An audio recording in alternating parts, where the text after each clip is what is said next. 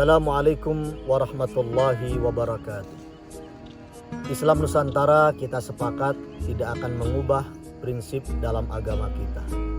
Rukun iman sama, rukun Islam sama, kita menghadap kiblat yang sama, kita mengucapkan kalimat tauhid yang sama, la ilaha illallah, dan kita bersyahadat yang sama, asyhadu an la ilaha illallah wa asyhadu anna muhammadar rasulullah. Yang dimaksud dengan Islam Nusantara adalah bagaimana kita mendakwahkan Islam di Nusantara dengan segala karakter masyarakat yang ada. Karena kita yakin sejak zaman dulu Mbah Wali Songo ketika dakwah di Nusantara, ketika itu Nusantara termasuk dan terutama Pulau Jawa secara khusus bukanlah negeri kosong yang tak berpenghuni. Sudah ada masyarakat yang mereka memiliki tradisi, dan tradisi adalah sejarah yang mempengaruhi. Orang Jawa pakai belangkon karena sejarahnya dulu leluhur mereka pakai belangkon, sehingga kemudian sejarah ini mempengaruhi generasi berikutnya, lalu ditiru, diimitasi oleh generasi berikutnya. Kaum santri pakai sarung karena memang sebelumnya kaum santri memiliki sejarah mereka pakai sarung, dan sejarah ini mempengaruhi tradisi berikutnya. Dan kita tahu para pemirsa sekalian, di mapping, dipetakan oleh para ulama kita bahwa tradisi secara umum ada dua. Ada tradisi baik, ada tradisi yang tidak baik. Ada al-urfus sahih, ada al-urful fasid. Kalau al-urfus sahih, tradisi ini baik, maka tentu akan diteruskan oleh para ulama kita. Standar tradisi itu dikatakan baik kalau caranya baik, tujuannya juga baik. Tapi yang menjadi masalah dan menjadi tujuan, menjadi motif, menjadi goal dakwah para ulama kita adalah menyikapi tradisi yang tidak baik. Caranya tidak baik, tujuannya tidak baik, atau caranya baik tapi tujuannya tidak baik, atau sebaliknya. Lalu bagaimana kemudian para ulama, para dai mendakwahkan ajaran Islam ini sehingga tidak ada resistensi, tidak ada penolakan yang besar, yang banyak dari masyarakat setempat. Secara umum ada 3 metode yang mereka kembangkan. Yang pertama adalah amputasi, yang kedua asimilasi, lalu yang ketiga adalah minimalisasi. Yang dimaksud dengan amputasi adalah memotong sampai akar-akarnya. Kelihatannya sesuatu yang bersifat amputation ini sesuatu yang radikal.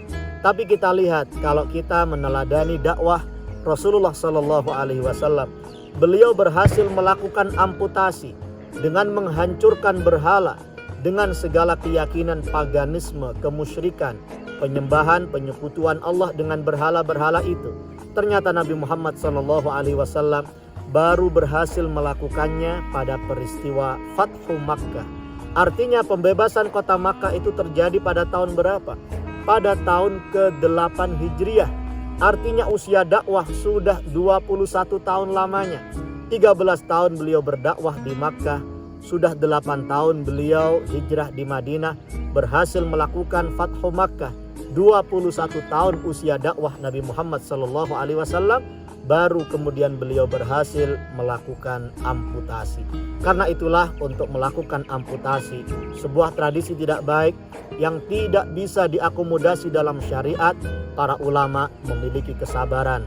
Tidak secara frontal, tapi kemudian step by step, tapi tujuannya sama, li'i'la'i kalimatillahi hiyal ulya. Adapun metode yang kedua, para pemirsa sekalian, adalah asimilasi. Secara mudah, asimilasi adalah membelokkan dari tradisi tidak baik menjadi tradisi baik. Dan kalau kita perhatikan, rata-rata yang bermasalah dalam tradisi masyarakat Jawa atau Nusantara secara umum adalah keyakinannya. Adapun pada bentuk tradisinya secara umum tidak masalah.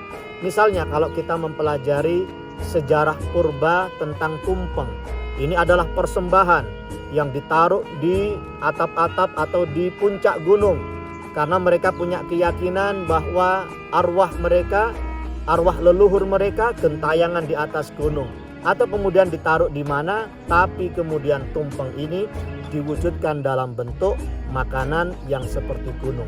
Ketika Islam datang, maka tumpengnya diteruskan. keyakinannya yang diubah. Maka kita mengenal 3 istilah dalam konsep tumpeng ini. Yang pertama adalah tumpeng itu sendiri, yang kedua adalah buceng, dan yang ketiga adalah pitu. Tumpeng diartikan lek metu kutu mempeng, buceng lek melebu kutu kenceng. Sedangkan pitu, lauk pauk yang ada di tumpeng itu idealnya ada 7 macam. Pitu diartikan pitulungan. Ternyata ini digunakan untuk mendakwahkan tafsir ayat Al-Quran. Misalnya yang ada dalam surat Ali Imran, Rabbi adkhilni mudkhala sidqi wa akhrijni mukhraja sidqi wa ja'alni min ladunka sultanan nasira. Ya Allah, masukkan saya dengan cara yang baik, keluarkan saya dengan cara yang baik, dan berikan saya kekuatan, berikan saya power.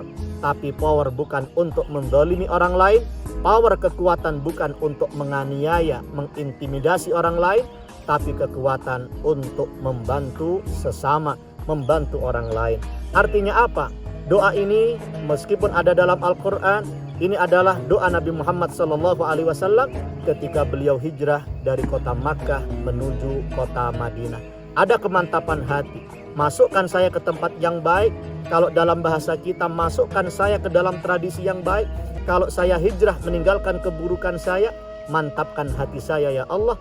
Maka ini adalah sebuah doa, dan ini dikembangkan metode ini dalam selamatan tumpeng.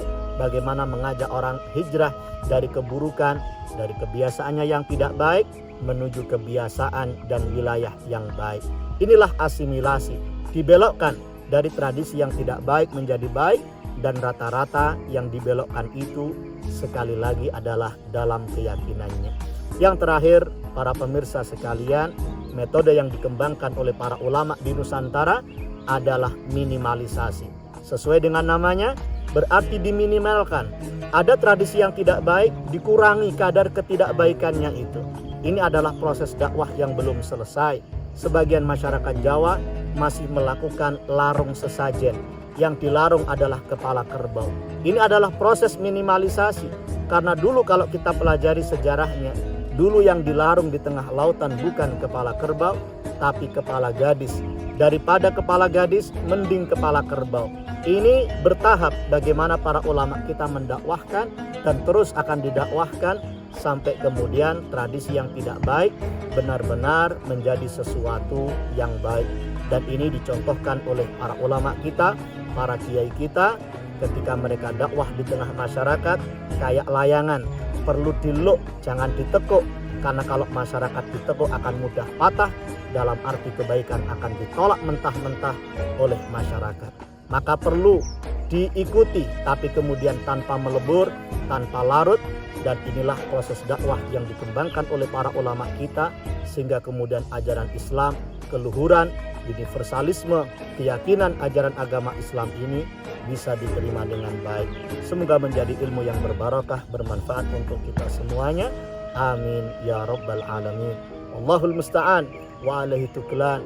Wassalamualaikum warahmatullahi wabarakatuh.